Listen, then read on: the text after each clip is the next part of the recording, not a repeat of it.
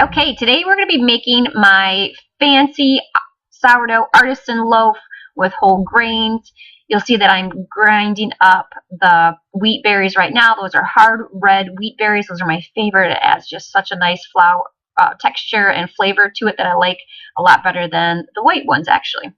So we are just going to get our stand mixer up or a bowl, and we're going to mix in our 1 cup of starter, our 1 cup of water, 2 teaspoons of salt, and I do 1 cup of all-purpose white flour, that's organic, and then I do 2 cups of the freshly milled red berries that I like. And then I'm going to put my dough hook on there, and we're just going to mix it for about a minute or two just so it comes together. And then I'm going to let it rest for 15 minutes just to see the absorption of the red berries, because those that freshly ground wheat, will absorb a lot more liquid than your regular all-purpose that's been ground from the store for a long time. So this way, after 15 minutes, I can kind of tell, do I need to add a little bit more water or another tablespoon of flour? So then I'm going to come back and check it, and you see I added a little bit more water for that one. And then I'm going to turn it back on low and knead it for about 5 minutes. And I want the dough to be still a little bit sticky, as you can tell, but pulling away from most of the bowl itself. I don't need it a hard dough yet, because I'm going to let it sit for another hour, and then I'm going to come back. So this way those berries are going to be absorbing the rest of the liquid. So what I'm going to do is do a set of stretch and folds. And I'm going to come back, or I'm going to cover this up, and then come back in another hour and do about 4 different times, 4 to 6 times of stretch and folds. There's no hard and fast rule. It's kind of like, oh, did I remember when I walked back in the kitchen?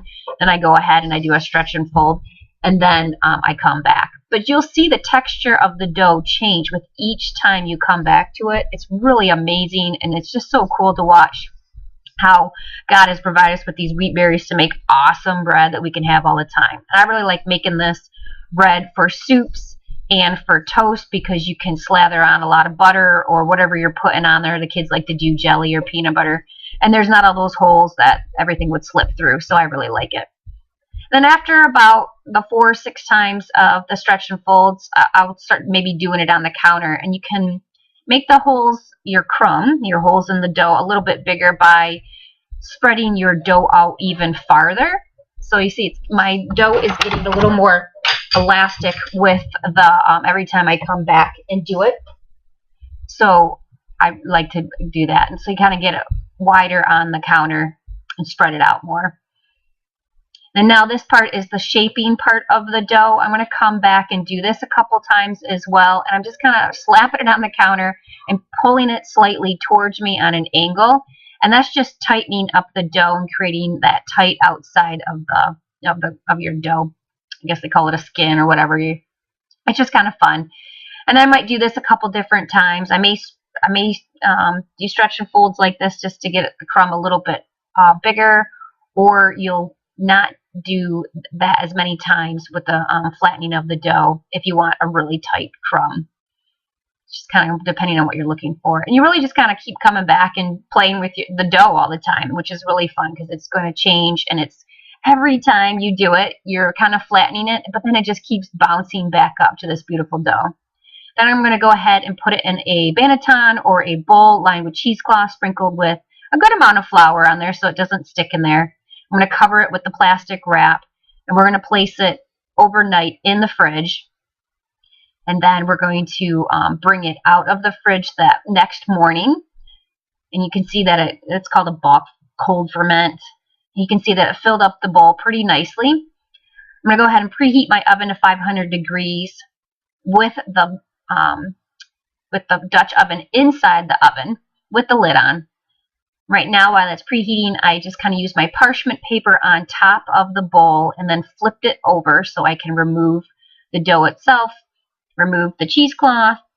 I'm going ahead and then now use that parchment paper to sling in the dough into the Dutch oven there. And this is where we're going to go ahead and score it. And you can score it however you want. I just kind of do 2 big lines that are pretty deep.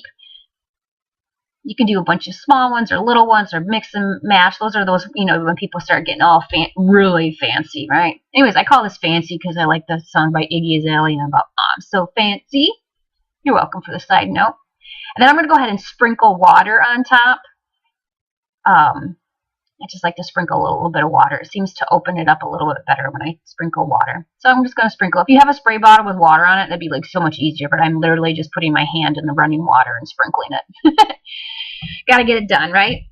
And then I'm going to go ahead and put the lid back on. I'm going to put it in the oven for 20 minutes at 500 with the lid on. I'm going to rotate it, remove the lid, put it down to 450 degrees, and bake it for an additional 20 minutes. And actually, at this part of the video, I'm cutting off the extra little parchment paper because it does seem to burn in there a little bit. Not that big of a deal, but I kind of had a little too much on there. Then after it bakes, we'll be able to remove it, and you're going to do a thump test like I'm going to show here. If you hear it sound hollow, that means it is baked all the way through, but you have to do it right when you remove it from the oven or while it's still in the oven and you just kind of tap it. If it's hollow, it's done. Then I'm going to go ahead and cut it in half, and I'm just kind of squeezing it for you and showing you how there's that tight crumb. Lots of holes, but it's a tight crumb. Again, super fancy terminology, right? I like to cut it in half and then cut it in half. I think Sally Fallon Morel told me to do that. So there's your delicious sourdough artisan loaf with a tight crumb made with whole grain.